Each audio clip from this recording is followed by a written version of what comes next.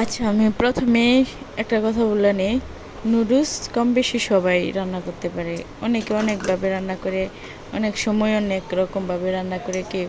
আমি আজকে আপনাদের যারা একদমই নুডলস রান্না করতে পারেন না এবং খুব সহজ পদ্ধতিতে খুব তাড়াতাড়ি যাতে নুডলস পাক করতে পারেন সেই রেসিপিটাই আপনাদের সাথে শেয়ার করতে। প্রথমেই আমি দেখতেই পাচ্ছিলাম, আমি ভিডিওটি বড় করবো না, সেই জন্য ঝটপট দেখিয়ে নিচ্ছি। আমি নুডলসটা প্রথমেই গরম পানি ফুটাইয়া, গরম পানি যখন গরম পানির মধ্যে বলক ওঠার সাথে সাথে নুডলস দিয়ে দিছিলাম। তো দিয়ে দিয়েছিলাম। তো এখন উঠিয়ে আমি একটু ঠান্ডা পানি দিয়ে একটা চালনের মধ্যে জড়ায় রাখছি। তো এখানে আমি কড়াইয়ের মধ্যে তেল দিয়ে দিছি। তেল দেওয়া পেঁয়াজ কুচি আর মরিচ কুচি দিয়ে দিব। তো পেঁয়াজটা আমি হালকা ভেজে নিব ব্রাউন কালার মতো। তারপর আমি এখানে 2টা ডিম দিয়ে দিচ্ছি। এই যে দেখতে পারতেছেন,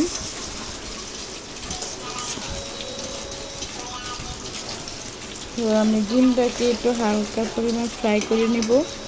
তো কিছুটা ফ্রাই হয়ে গেলে আমি এখানে নুডলসটা দিয়ে দিব। তো আমি একটু দলা দলা ভেঙে নিতেছি।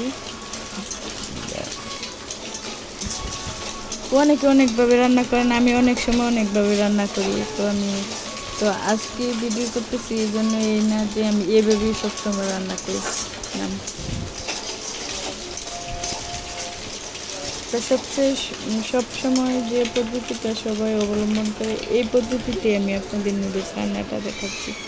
তো এই যে আমি ঠান্ডা পানি দিয়ে জড়িয়ে রাখা নুডলসটা আমি এখানে দিয়ে দিলাম। তো এখন আমি কিছুক্ষণ নাড়াচাড়া করব।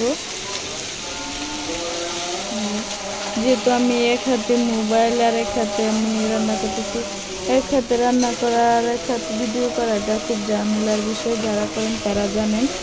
তো আমি যেহেতু ভিডিও করছি, রান্না করছি, তাই আমি ভিডিওটি করে স্কিপ করে তারপর আবার দেখাচ্ছি। এই যে দেখেন, আমি হালকা পরিমাণে একটু লবণও দিয়ে দিছি, যেহেতু আমি মশলা ইউজ করব। তারপরেও সামান্য পরিমাণে একটু লবণ লাগবে।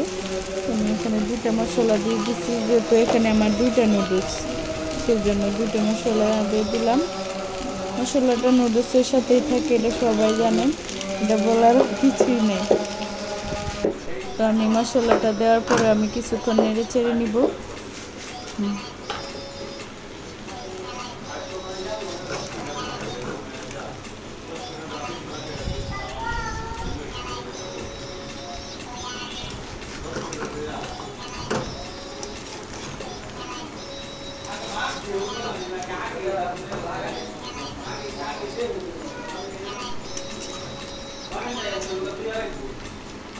আমি মশলাটা ভালো করে মিশিয়ে দিলাম।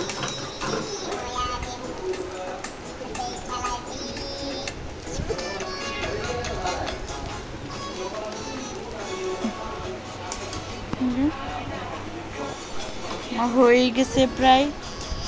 তো আমার নুডলস রান্নাটা কেমন হয়েছে, ঝটপট ঝটপট রেসিপি সবাই জানাবেন। আশা করি এতক্ষণ ভিডিওটি দেখার জন্য অসংখ্য ধন্যবাদ।